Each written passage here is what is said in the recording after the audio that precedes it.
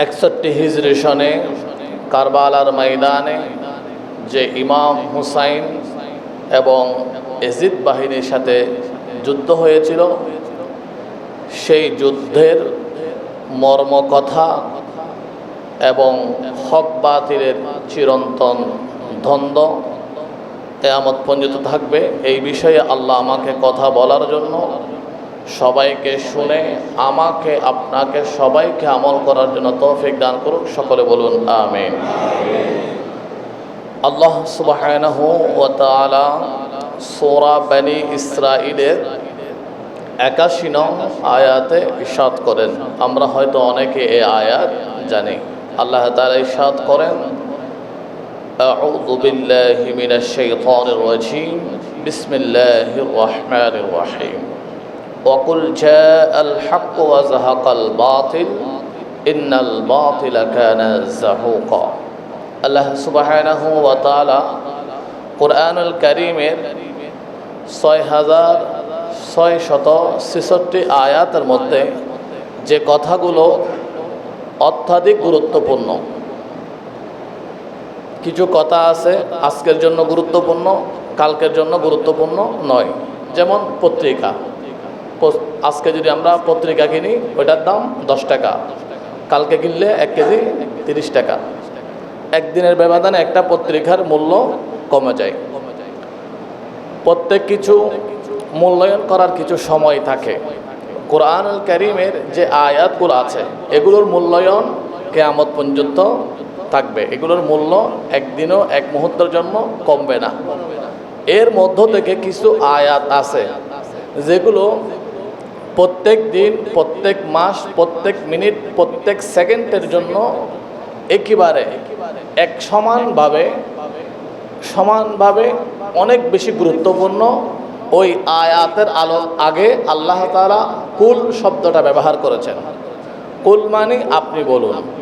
এই আয়াতের আলোকে আল্লাহ তাআলা নবী করিম সাল্লাল্লাহু আলাইহি ওয়াসাল্লামকে বলেন, আপনি বলুন কি জা আল হক, সত্য এসেছে, ন্যায় এসেছে, নীতি এসেছে, সাম্য এসেছে। আযাহাকাল বাতিল, মিথ্যে দূরীভূত হয়েছে। জুলুম, অন্যায়, ব্যভিচার, বৈষম্য সব কিছু দূরীভূত করেছেন কে? আল্লাহ। বৈষম্যমূলক সমাজ, বৈষম্যমূলক রাষ্ট্র, আমরা যদিও বা বৈষম্যমূলক শব্দটা ইদানিং বেশি শুনতে পাচ্ছি, কিন্তু বৈষম্যমূলক শব্দটা আজ থেকে ১৫০০ বছর আগে আমার আল্লাহ সূরা বনী ইসরাঈলের ৮১ নং আয়াতে সমস্ত বৈষম্যের পদদলিত করেছেন, খবর দিয়েছেন আমার আল্লাহ। জুড়ে বলুন সুবহানাল্লাহ। আল্লাহ বলেন, সকল প্রকার বৈষম্য, অন্যায়, অবিচার সব কিছু আমি আল্লাহ ধ্বংস করেছি, পদদলিত করেছি। ইন্নাল বাতিলা কানা যাহুকা, তবে হ্যাঁ আমি আল্লাহ অন্যায়কে যদিও বা চিরন্তনভাবে আমি ধ্বংস করেছি, তারপরও অন্যায়কারী, দুর্নীতিকারী, যারা খারাপ মানুষ তারা কিছু কিছু সময় জেগে উঠবে, কিন্তু আমি আল্লাহ সময় মতো তাদেরকেও কি করব? নিভিয়ে দিব। নমরুদ জ্বলে উঠেছিল, ফেরআউন জ্বলে উঠেছিল। নমরুদ জ্বলে উঠে কি করেছিল? লক্ষ লক্ষ মা বোনের ইজ্জত হরণ করেছে। ফেরআউন জ্বলে উঠে কি করেছিল? হাজার হাজার লক্ষ লক্ষ গর্ভবতী মহিলাকে হত্যা করেছে, শিশুকে হত্যা করেছে, টেনে হিস্টে ইমানদারকে হত্যা করেছে, কিন্তু আল্লাহ তাআলা সময় মতো নিভিয়ে দিয়েছিল। তো সূরা বনী ইসরাঈলের ৮১ নং আয়াত আল্লাহ তাআলা বলেন, ইন্নাল বাতিলা কানা যাহুকা, বাতিল যারা মিথ্যাচার করে, যারা মিথ্যাবাদী, যারা অন্যায়কারী, যারা জুলুমকারী, তাদেরকে আল্লাহ তাআলা কি করবেন? যুগে যুগে ধ্বংস করেছেন, ধ্বংস করবেন। আল্লাহ তাআলা আমাদেরকে সত্যের উপর অবিচল থাকার জন্য তৌফিক দান করুন। আর একটু জোরে বলুন। এই আয়াতের তাফসীর, তফসিরে দুর্রে মনসুর, তফসিরে ইবনে কাসির, তফসিরে খাজাইনুল ইরফান, এই তিনটা তাফসীরের আলোকে আমি কোট করেছি। এই তিনটি তাফসীরের মধ্যেই কয়েকটি হাদিস শরীফ কোট করা হয়েছে।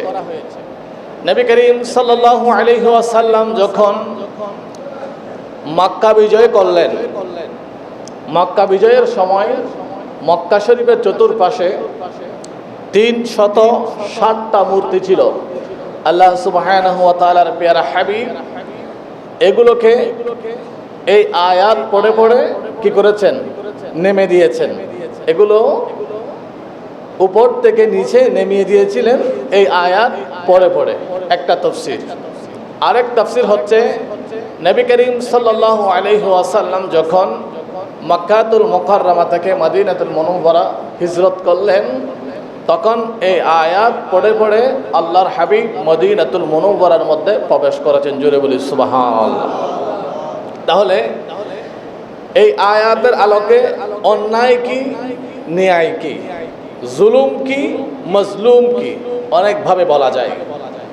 পৃথিবীর ইতিহাসে সবচাইতে বড় অন্যায়, সবচাইতে বড় জুলুম, সবচেয়ে বড় পাপাচার যেটা হয়েছিল সেটা হচ্ছে কারবালা নামক জায়গায় ইমাম হুসাইনের সাথে।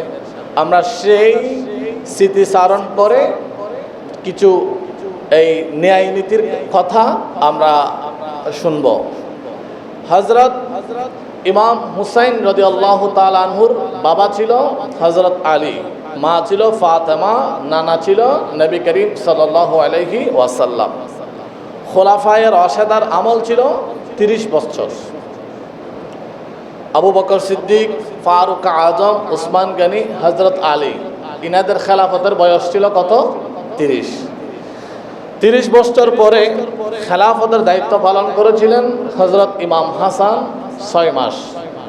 হযরত ইমাম হাসান 6 মাস খেলাফতের দায়িত্ব পালন করার পরে খেলাফতের দায়িত্ব নিলেন হযরত আমিরে মুআবিয়া রাদিয়াল্লাহু তাআলা আনহু। ইনি একজন নবীজির সাহাবী। আমিরে মুআবিয়া রাদিয়াল্লাহু তাআলা আনহু যখন ইন্তেকাল করলেন, ইন্তেকাল হলো, ওনার একজন সন্তান ছিল পাপিষ্ট, লম্পট, দুশ্চরিত্র, মদদি। ওই ছেলের নাম ছিল ইয়াজিদ, ইয়াজিদ ইবনু মুআবিয়া। আমাদের সমাজে অনেক আছে। আমাদের সমাজে একটা কথাও প্রচলন আছে, আলেমের গলে জালেম হয়, জালেমের ঘরে আলেম হয়। দেখা যায় বাবা মদদি, গাজাটি, মদ খায়, ইয়াবা খায়, কিন্তু ছেলে একেবারে বুজুর্গ, ছেলের অনেক সুনাম আছে, ছেলে কখনো মিথ্যা কথা বলে না, বাবা খারাপ, ছেলে ভালো। এখন ওই ছেলের বাবার কারণে ছেলেকে খারাপ বলা যাবে না। যার চরিত্র, যার আমল, যার ঈমান তার সাথে। বাবা খারাপ, ছেলে ভালো, এই জন্য বাবার যে খারাপের গুণ আছে, বাবার যে একটা দুশ্চরিত্র আছে, এটা নিয়ে ভালো ছেলেকে কটূক্তি করা যাবে না। আবার ছেলে ভালো, বাবা খারাপ, আবার বাবা ভালো, ছেলে, বাবা খারাপ, ছেলে ভালো, মানে একজনের দোষের জন্য আরেকজনকে দোষারোপ করা যাবে না। এটা হচ্ছে আল্লাহ তাআলার বিধি। হযরত আমিরে মুআবিয়া রাদিয়াল্লাহু তাআলা আনহু যখন ইন্তেকাল করলেন, হযরতে ইমাম আলী মাকাম ইমাম হুসাইন রাদিয়াল্লাহু তাআলা আনহু মদিনাতুল মুনাওয়ারায় ছিলেন। ইয়াজিদ কুফা থেকে ইমাম হুসাইনের কাছে চিঠি পাঠালো। একটা, দুইটা, তিনটা, এইরকম 1200 চিঠি পাঠালো। চিঠি পাঠিয়ে ওই চিঠির মধ্যে উল্লেখ ছিল, আসসালামু আলাইকুম রাহমাতুল্লাহ, আপনি কুফাতে আসুন, আপনার হাতে আমরা বায়াত গ্রহণ করব, মানে অর্থাৎ দাওয়াত, দাওয়াতের চিঠি। এভাবে চিঠি পেতে পেতে যখন 1200 চিঠি পেলেন, হযরত ইমাম হুসাইন সবার সাথে পরামর্শ করলেন কি করা যায়। বলা হলো আপনি যাবেন না, কারণ কুফার মানুষ একটু বেঈমান টাইপের, দাওয়াত দিয়ে ডাকে আবার তারা হামলা করে, এরকম একটু বেঈমান টাইপের, ওদেরকে বিশ্বাস করিয়েন না, আপনি যাবেন না। তখন ইমাম হুসাইনের প্রতিনিধি হয়ে বলে ঠিক আছে আমি যাই, আমি গিয়ে যখন দেখবো এখানে ভালো অবস্থা তখন আপনাকে আমি চিঠি দেব, তখন আপনি যাবেন, এর আগে আপনি যাবেন না। ইমাম হুসাইনের চাচাতো ভাই মুসলিম ইবনে আকিল রাদিয়াল্লাহু তাআলা আনহু যাচ্ছেন কুফাতে। তার দুই সন্তান ছিল, হযরত ইব্রাহিম, হযরত মুহাম্মদ। দুজনের ছিল ছোট্ট বয়স 8 আর 9 বছর। তারা বললেন, বাবা আপনি যাচ্ছেন, আপনার সাথে আমরাও যাব। এখন দুই ছেলে, আমাদের ঘরে যাদের ছোট সন্তান আছে, যাদের বয়স 2, 2.5, 3 বছর, 5 বছর, বাবা যখন ঘর থেকে বের হয়, ছেলে মেয়ে বলে আমিও যাব। ছেলে মেয়ে কান্না করে, তখন ওই 3-4 বছরের ছেলেকে কি করতে হয়, আরেক রুমে গিয়ে লুকায় রাখতে হয়। মানে বাবা বের হয়ে যায়, ছেলে মেয়ে যাতে না দেখে। এই ছোট ছেলে মেয়েদের সাথে এত মহব্বত সৃষ্টি করে দিয়েছেন তিনি কে? আল্লাহ। ছোট সন্তানদেরকে ভালোবাসবেন। একবার নবী করিম সাল্লাল্লাহু আলাইহি ওয়াসাল্লামের দরবারে এক শিশু আসছিল। ওই শিশুকে নবী সালাম দিলেন, সালাম দিয়ে আদর করলেন, স্নেহ করলেন। তো এক সাহাবী দেখে বললেন, ইয়া রাসূলুল্লাহ, আপনি এই শিশুকে সালাম দিয়েছেন, আদর করছেন, স্নেহ করছেন, কিন্তু আমার অনেক শিশু আছে, আমার ছেলে আছে, নাতি আছে, আমার প্রতিবেশী অনেক শিশু সন্তান আছে, কিন্তু আমি ওদেরকে কোনো সালামও দিই না, আদরও করি না। আল্লাহর নবী বলেন, তোমার অন্তরটা মরুভূমি, মরুভূমির মধ্যে কোনো গাছগাছালি কোনো কিছু হয় না, অর্থাৎ তোমার অন্তরের মধ্যে মোহাব্বত নাই। শিশুদেরকে সালাম দেওয়া, আমরা শুধু এখন শিশুদের কাছ থেকে সালাম নেওয়ার জন্য বসে থাকি। অনেকে বিচার দেয়, এই তোর বাইফুত আমাকে সালাম দেয় নাই কেন? সালাম বাইফুত দিবে, বাইফুতকে আপনি আগে দেন। আপনার সন্তান 3 বছর কথা বলতে পারে, দেখি এই সন্তানকে আপনি প্রত্যেক দিন ঘরে যাওয়ার সময়, ঘর থেকে বের হওয়ার সময় আপনি একটা করে সালাম দিন, তো দেখবেন এই সন্তানকে সালাম অন্ততপক্ষে সব কিছু শিখাতে হলেও সালাম, আপনি বড়দেরকে সালাম দেন, এটা কোনোদিন শিখাতে হবে না। অনেক সময় দেখা যায় বুয়েটে পড়ে, সুয়েট থেকে বের হয়ে ইঞ্জিনিয়ার হওয়ার কথা, কিন্তু সন্ত্রাস হয়। সুয়েটের কক্ষের মধ্যে একজন ছেলেকে জব করে দিল, তো আর একজন সুয়েট শিক্ষার্থী, তো সুয়েটের মধ্যে খাড়া পড়ে, বুয়েটের মধ্যে খাড়া পড়ে। বাংলাদেশে যারা গোল্ডেন চিলড্রেন, যারা সোনালী সন্তান, যারা গোল্ডেন A+ পায়, গোল্ডেন ছাড়া পায় না, তারা ওখানে চান্স পায়। তো ওরা সেখানে ভর্তি হয়ে, সবাই না, 2-1 কি হয়ে যায়, মিসগাইডও হয়। কিন্তু এক এক ইউনিভার্সিটি, এক এক বিষয়ে সন্তানরা পড়াশোনা করে মানুষ হয়, কিন্তু মানুষের সন্তানদের মধ্যে যেই চরিত্র, যে আদব, যে আহলাক, সেটা ইউনিভার্সিটি দিতে অক্ষম, কিন্তু মা বাবা দিতে সক্ষম। ইউনিভার্সিটি এটা দিতেও পারে, নাও দিতে পারে, কিন্তু মা বাবা যদি সন্তানকে আহলাক শিক্ষা দেয়, এই সন্তান যেখানে যাক না কেন কখনো লাঞ্ছিত হবে না। যখন ইউনিভার্সিটি হলগুলোতে তার 4টার সময় হয় রাত, ওই সময় দেখা যায় অনেকে নারী নিয়ে পাহাড়ের, আমাদের চট্টগ্রাম বিশ্ববিদ্যালয়ের, তখন আমরা ওই কলার ঝুপড়ি, বিভিন্ন ঝুপড়িতে দেখতাম কিছু ছাত্ররা মেয়েদেরকে নিয়ে নিয়ে গানও করে। আবার যে ছাত্রাবাস এবং হলের যে মসজিদগুলো আছে, ওই মসজিদগুলোর মধ্যে রাত 4টার সময় দেখা যায় কিছু ছাত্র তাহাজ্জুদের নামাজও পড়ে। তো এই যারা তাহাজ্জুদের নামাজ পড়ে তাদেরকে কম দেখা যায়, তাদের এটা বেশি মানুষ পাবলিশ করে না, কিন্তু যারা গান বাজনা করে ওইটা বেশি পাবলিশ হয়। তো আমি যেটা বোঝাতে চাচ্ছি, আপনার সন্তানকে আপনি যদি নৈতিকতার শিক্ষা যদি ছোট থেকে দেন, আপনার পরিবার থেকে দেন, এই সন্তান কখনো নৈতিকতার পদস্খলন ঘটার সম্ভাবনা নাই। তো ছোট সন্তান দেখলে তাদেরকে কি দিতে হবে? সালাম দিতে হবে, তাদেরকে স্নেহ করতে হবে।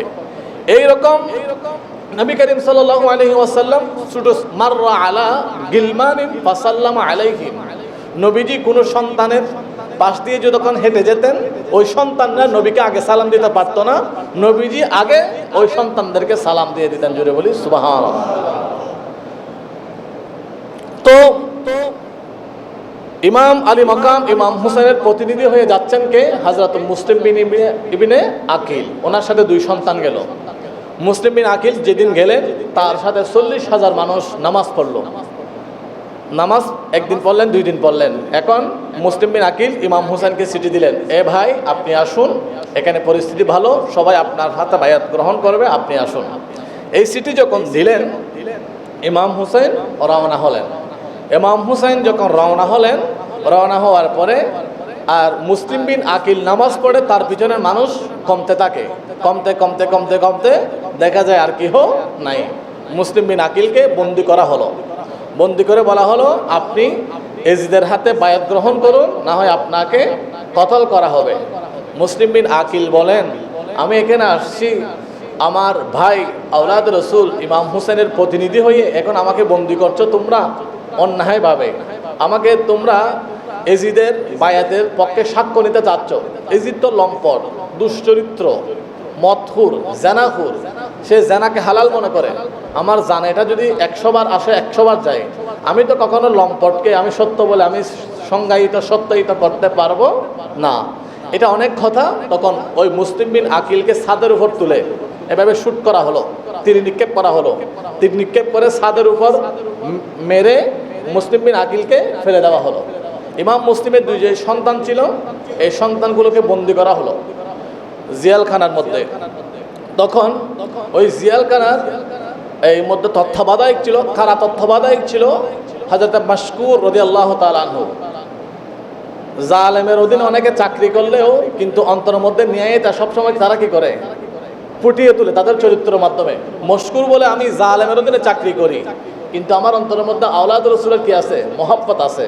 এই বাচ্চারা তোমাদেরকে আমি জিয়ালখানায় যে বন্দি করা হলো, আমি তোমাদেরকে ছেড়ে দিচ্ছি, তোমরা এইদিকে মদিনা শরীফ চলে যাও। ওই বাচ্চাগুলো গেলেন। এটা অনেক লম্বা কথা, আপনারা হয়তো জানেন যারা এই শামে কারবালার বিভিন্ন বিষয়ে পড়েছেন বা শুনেছেন। আমি এটা ধারাবাহিক শুধু সংক্ষিপ্ত মূল পয়েন্টগুলো একটু আমি উল্লেখ করব।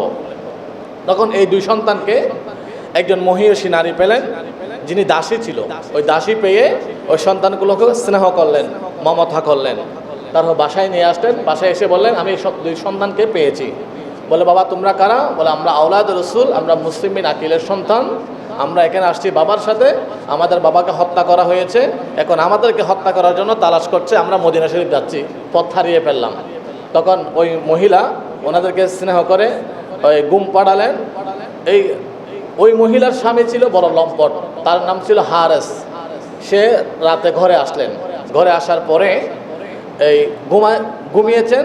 রাতের শেষ ভাগে ওই 2 সন্তান কান্না করছে বড় বড় আওয়াজে। 2 সন্তান কান্না করছে কারণ দুজনে স্বপ্ন দেখেছে। মুসলিম বিন আকিলকে নবীজি বললেন, এ মুসলিম বিন আকিল, তুমি তো চলে আসছো জান্নাতে আমার সাথে, কিন্তু তোমার 2 সন্তান কোথায় রেখে আসছো? মুসলিম বিন আকিল বলে, ইয়া রাসূলুল্লাহ, আমি ওদেরকে রেখে আসছি, ওরাও আজকে এখানে আমাদের সাথে চলে আসবে। এখন সন্তানগুলো বলে, আমাদের নিশ্চয়ই শাহাদাতের সময় হয়েছে, আমরা থাকতে পারবো না, আমাদের শাহাদাত বরণ করতে হবে, কারণ আমরা স্বপ্ন দেখেছি। এখন এই 2 ভাই একজনকে একজন জড়িয়ে ধরে কান্না করছেন। এখন ওই হারেসের ঘুম ভাঙে গেল। ঘুম ভেঙে দরজা খুলে দেখলেন 2 সন্তান। বলে তোমরা কারা? বলে আমরা মুসলিম বিন আকিলের সন্তান। বলে তোমাদেরকে আমি সারাদিন তালাশ করে তন্ন করে তালাশ করেছি, কারণ তোমাদেরকে ধরে দিলে এজিদ ইবনে মুআবিয়া আমাকে স্বর্ণ মুদ্রা দিবে। এই স্বর্ণ মুদ্রার লোভে আমি তোমাদেরকে তালাশ করেছি। তোমরা আমার ঘরে এই 2 সন্তানকে নিয়ে এই আপনার হত্যা করলো, 2 সন্তানের মাথাকে বিচ্ছিন্ন করলো। এই 2 সন্তানকে বাঁচাতে গিয়ে আরও 7 জন মানুষ শাহাদাত বরণ করলো। এদিকে মুসলিম বিন আকিল তার 2 সন্তান শহীদ হলো। এদিকে ইমাম হুসেন রওনা হলেন। রওনা হয়ে কারবালা নামক জায়গার মধ্যে আসছেন। ওনাকে বন্দি করা হলো। বলে আমাকে বন্দি কেন করছো? আমি তো আসছি এখানে দাওয়াতে। বলে আপনি দাওয়াতে আসছেন ঠিক, আপনাকে এজিদের হাতে বায়াত গ্রহণ করতে হবে, না হয় আপনাকে এখানে যুদ্ধ করতে হবে। বলে কি বলো? আমি তো যুদ্ধ করতে আসি নাই, আমাকে দাওয়াত দিয়েছো, আমি আমার সন্তানগুলোকে নিয়ে আমি এখানে দাওয়াতে এসেছি, আমি এখানে ইসলাম প্রচার করতে এসেছি।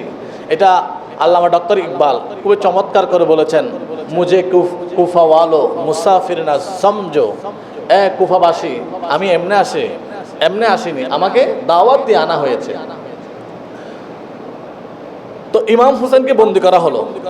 এখন ইমাম হুসেন বলেন আমাকে কি করতে হবে? বলে আপনাকে এজিদকে খলিফা মানতে হবে। বলে এজিদ তো লম্পট, দুশ্চরিত্র, সে অন্যায়কে ন্যায় বলে, ন্যায়কে অন্যায় বলে। আমি তো আমার জীবন এটা থাকতে ন্যায় প্রতিষ্ঠা করেছেন আমার নানা, ন্যায় প্রতিষ্ঠা করেছেন আল কোরআন। আমি তো আমার জানটা থাকতে আমি কখনো অন্যায়কে ন্যায় বলে আমি মেনে নিতে পারবো না। বলে না হয় আপনাকে যুদ্ধ করতে হবে। হযরত ইমাম হোসেন বলেন না, আমি তো যুদ্ধ করতে আসি নাই, আমি যে রাস্তা দিয়ে আসছি ওই রাস্তা দিয়ে আবার চলে যাব, আমাকে চলে যেতে দাও। বলে না, আপনাকে চলে যেতে দেওয়া হবে না।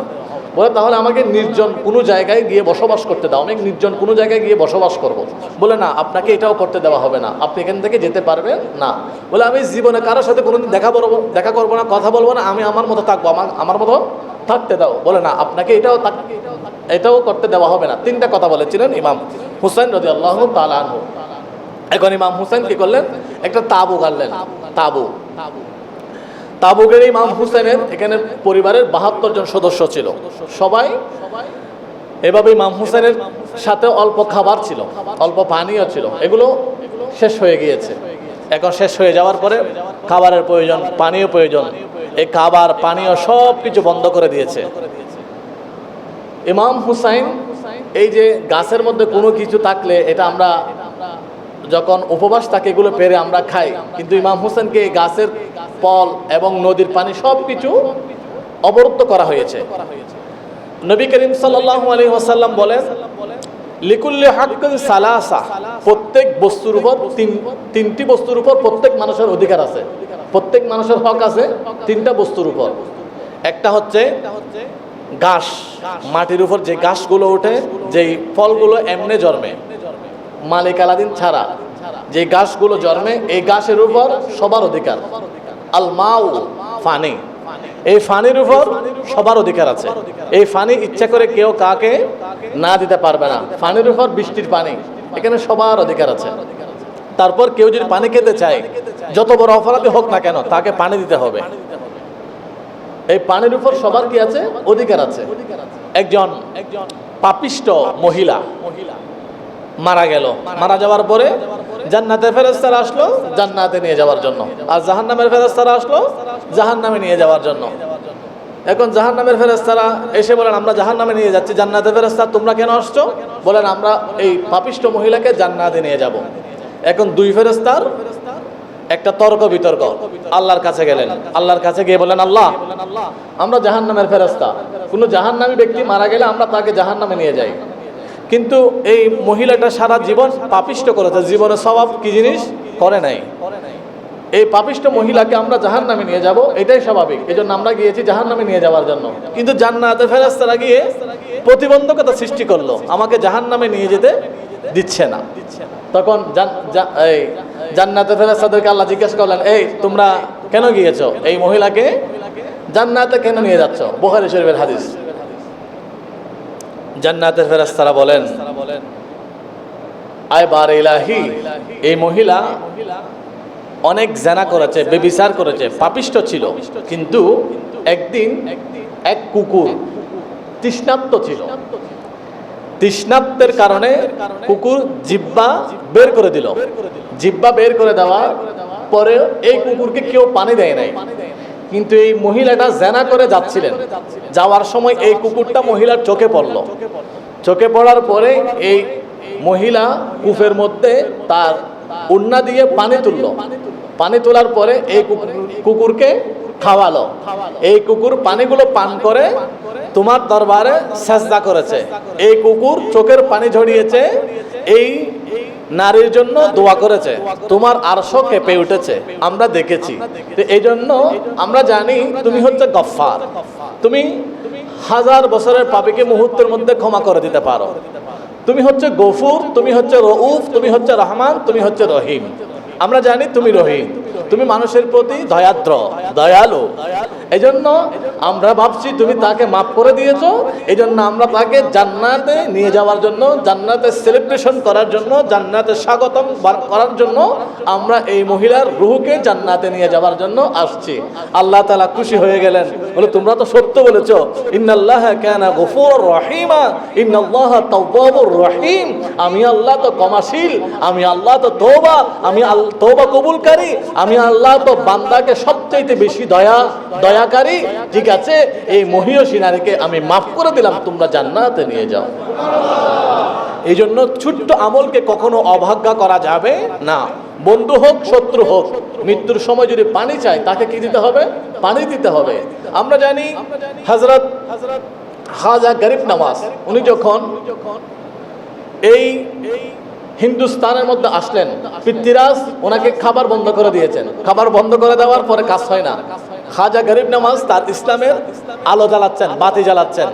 বাতি জ্বালাতে জ্বালাতে এই খাজা গরিব নওয়াজের পক্ষের মানুষ বেশি হচ্ছে। এখন পৃথ্বীরাজ কি করলেন? আনাসাগরের পানিগুলো কি করে দিলেন? বন্ধ করে দিলেন। অর্থাৎ এই আনাসাগরের পানি কাক খেতে পারবে, কুকুর খেতে পারবে, বিড়াল খেতে পারবে, কিন্তু খাজা গরিব নওয়াজ মুঈনুদ্দিন হাসান সঞ্জিরি আজমিরি খেতে পারবে না, পান করতে পারবে না। তখন আউলিয়া কেরামের দৃষ্টি এটা কিন্তু পারমাণবিক অস্ত্রের চাইতেও ভয়ঙ্কর। হযরত খাজা গরিব নওয়াজ একটা বদান আনলেন,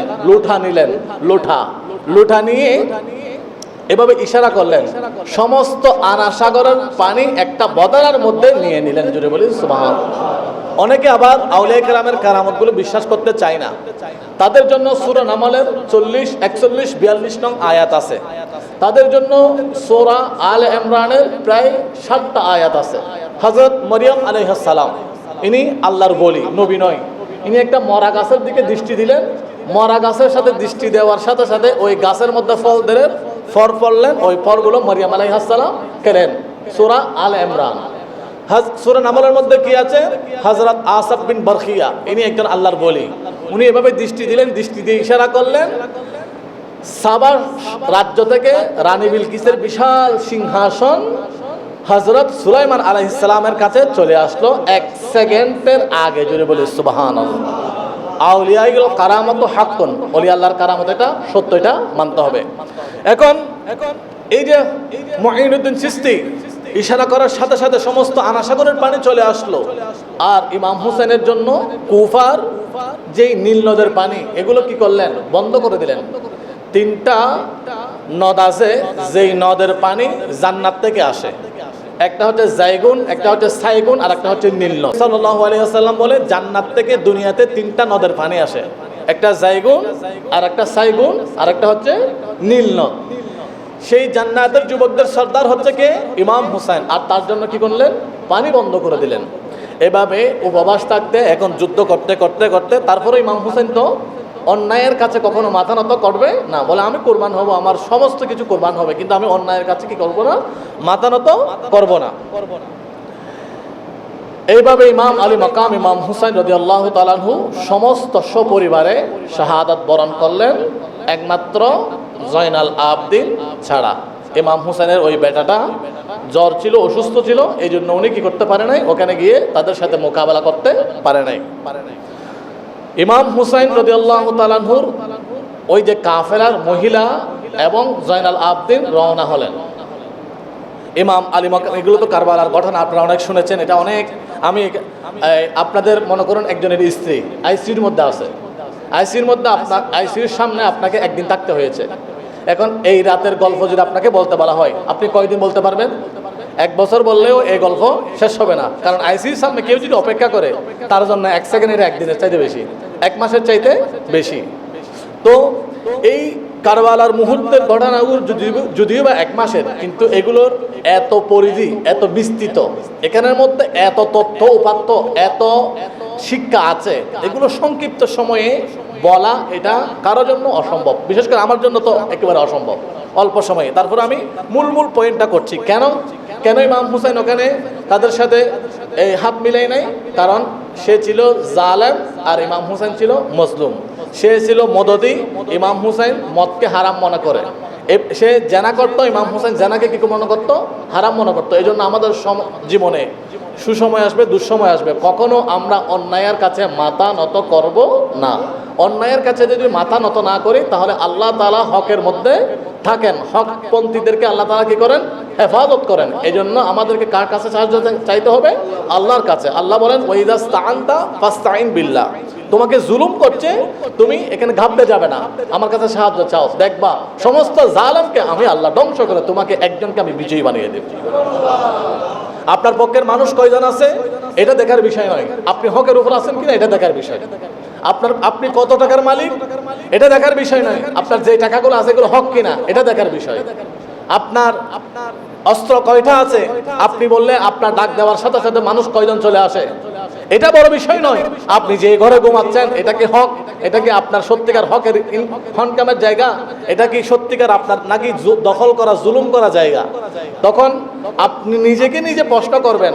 এই প্রশ্নগুলো যখন নিজেকে নিজে প্রশ্নগুলো করবেন, তখন আমার আল্লাহ আপনাকে সাধারণ বান্দা থেকে অসাধারণ বান্দা বানিয়ে দেবেন। তাহলে ইমাম আলী মাকাম ইমাম হুসেনের মাথা মুবারক এটা আলাদা করে নিয়ে যাচ্ছিল। দেখুন তারা কতটা, আমরা বলি মুসলমানদের মধ্যে এত দল কেন, মুসলমানদের মধ্যে এত দল, এটা আজকে থেকে না, সেই 1500 বছর আগ থেকে। তা আপনাকে মুসলমানদের মধ্যে যেটা হক দল সেটার সাথে থাকতে হবে, সব দলকে আপনি হক বলতে পারবেন না। এখন ইমাম হুসেনের মাথাটা আলাদা করে নিয়ে যাচ্ছে, যারা ছিল নবী পরিবারের সন্তান তাদেরকে ছায়া দিচ্ছে না, তারা ছিল রোদের মধ্যে, আর ইবনে জিয়াদরা ছায়ার মধ্যে বিশ্রাম নিচ্ছে, কারণ হেঁটে হেঁটে এজিদের কাছে যাচ্ছে। তাদের মধ্যে সবচেয়ে ছোট সন্তানের নাম ছিল সুকাইনা। এই সুকাইনা 2.5 বছরের সন্তান, কাঁদছে, তাকে ছায়া দিচ্ছে না, সে উত্তপ্ত বালির মধ্যে এভাবে কেঁদে কেঁদে ঘুমিয়ে পড়ছে। কিছুক্ষণ বিশ্রাম করার পরে তারা রওনা হচ্ছে। রওনা হওয়ার পরে ইমাম হুসেনের মস্তক মোবারক যেটা মাটির সাথে লাগানো ছিল এটা আর উঠে না। হযরত জাইনাব ইমাম হুসেনের বোন, উনি অনেক বুদ্ধিমতী ছিলেন, ওনাকে বলা হলো ইমাম হুসেনের মাথা মোবারক এটা মাটি থেকে উঠছে না, আপনি গিয়ে একটু দেখুন। তখন জয়নাব অনেক বুদ্ধিমতী মহিলা ছিল, বলে তোমরা দেখো এখানে আমাদের কাফেলার মধ্যে কেউ এখানে থেকে গেছে কিনা। একজন গনে গনে দেখা গেল হযরত সুকাইনা নাই। বলে সুকাইনা কোথায়? সুকাইনাকে আমরা পাচ্ছি না। সুকাইনাকে এভাবে তালাশ করতে লাগলো, তালাশ করতে করতে দেখলো একজন মহিয়সী নারী সুকাইনাকে নিয়ে আদর করছেন। ওই সুকাইনা কারবালার গল্পগুলো বলছেন, ইমাম হুসেন কিভাবে শহীদ হলো, ইমাম কাসেম কিভাবে শহীদ হলো, তারা ইমাম হুসেনের সাথে কিভাবে অন্যায় করলো, এই গল্পগুলো বলছেন। আর ওই বুরকা পরিহিত মহিলাটা এভাবে চোখের পানি ফেলছেন। জয়নাব গিয়ে বলেন, মা আপনি কে? আপনি কে? সুকাইনাকে নিয়ে আপনি গল্প বলছেন, আপনি কে? বলে তুমি জয়নাব না? বলে আপনি আমার নাম জানেন কিভাবে? বলে আমি তোমার নাম জানি। তখন উনি এভাবে পর্দাটা তুললেন, এটা হচ্ছে ফিকহুস সুন্নাহ। এই ফিকহুস সুন্নাহর মধ্যে এই হাদিস শরীফ কোট করেছেন। তো উনি এভাবে পর্দাটা তুললেন, পর্দাটা তুলে দেখা গেল ইনি আর কেউ নয়, ইনি হচ্ছেন মা ফাতেমা। বলে মা আপনি এখানে? বলে হ্যাঁ, ইন্নাল্লাহ তাআলা আমারানি, আল্লাহ তাআলা আমাকে আদেশ দিয়েছেন জান্নাত থেকে এসে এই সুকাইনাকে আদর করে সুকাইনাকে একটু জান্নাতের ছায়া দেওয়ার জন্য। জুড়ে বলুন সুবহানাল্লাহ। তখন ওই সুকাইনাকে জয়নাব নিলেন, নিয়ে এখান থেকে রওনা হলেন। আর প্রতিমধ্যে একজনে সূরা কাহাফ তেলাওয়াত করছিলেন। জুমার দিন একটা সূরা তেলাওয়াত করা সুন্নাত। একটা সূরা তেলাওয়াত করলে বাকি 1 সপ্তাহ কি খাবে ওটা নিয়ে টেনশন করতে হয় না, রিজিকের ব্যবস্থা গায়েবীভাবে হয়ে যায়। সেই সূরাটার নাম কি? সূরা কাহাফ। জুমার দিন সর্বোচ্চ 10 মিনিট লাগবে এই সূরা কাহাফটা তেলাওয়াত করবেন। একজনে সূরা কাহাফ তেলাওয়াত করছিল, এখানে করতে করতে আম হাসিবিতা আন্না আসহাবাল কাহফি, আসহাবে কাহাফের 7 জন যুবকের কথা এটা তেলাওয়াত করছিলেন। তখন ইমাম হুসেনের মস্তক মুবারক বলে, আরে তোমরা সূরা কাহাফ তেলাওয়াত করছো, আসহাবে কাহাফের কথা বলছো, আসহাবে কাহাফের চাইতে আরো বেশি আশ্চর্যজনক হচ্ছে কারবালার কথা।